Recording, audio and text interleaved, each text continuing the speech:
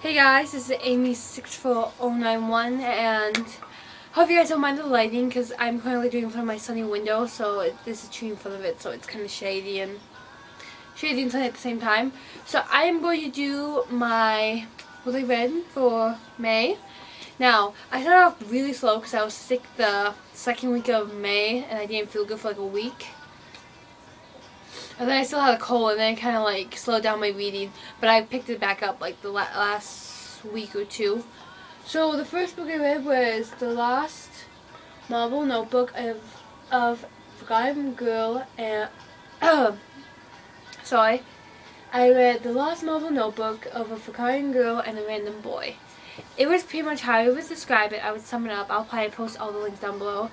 It's about them falling in love and how it shows you that sometimes you can love someone, but it doesn't mean you have to be in a relationship with them, which was really cool. And I honestly really liked the storyline until the guy went kind of crazy. They both kind of went bonkers at the end, but I rated it 4 stars. I have a lot of 4 stars this month. Next, I read Burned by Ellen Hopkins, and this was about a Mormon girl, and it was kind of weird for me because it's like, usually I actually really love that story extremely, and I plan to read the second one, but it kind of tilted me because I'm so used to reading about drugs or like all the other bad stuff that it wasn't really like, it was kind of weird, like mixed up for Ellen Hopkins story about Mormons instead of like, you know, other drug abuse or anything out there. But that was really good. And I read the second book to Crank, which is Glass by Ellen Hopkins. I read this one while I was sick. I stayed up till like 3 AM to finish this because I had like 200 pages left, so I was like, oh, I'll just binge read. So I binge read, I binge read the second book of the series, and my sister just read the third book, which I plan to read the third book in a little bit, but I rated that one, I think, 4 out of 5 stars, and that one was also really good.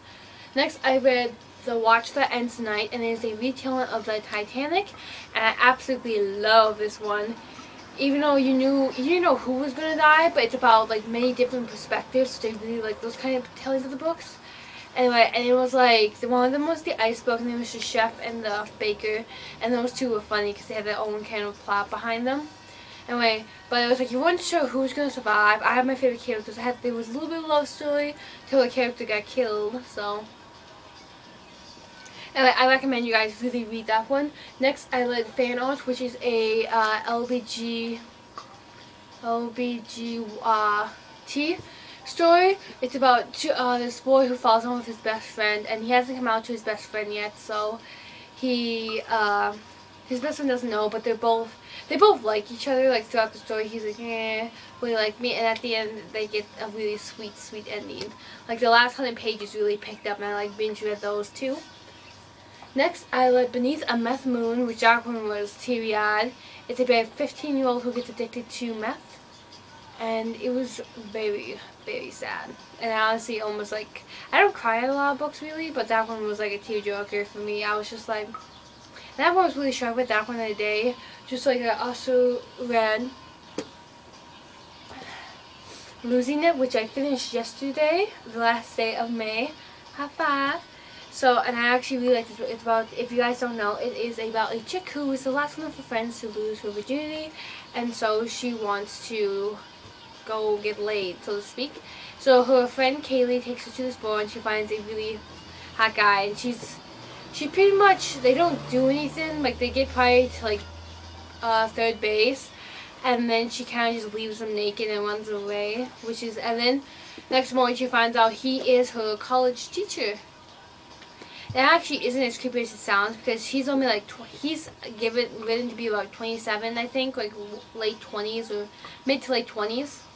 And then she's written to be like 22, and they said in the book, which isn't too bad of age difference, but I honestly really like this book.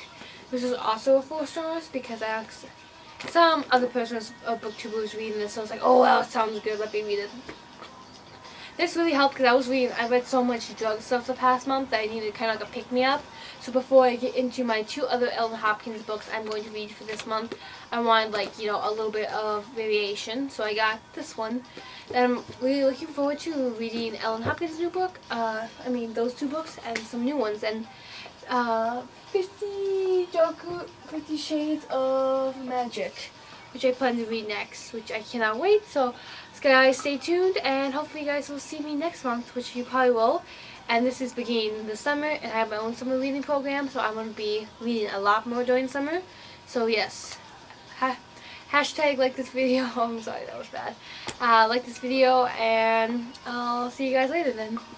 Bye!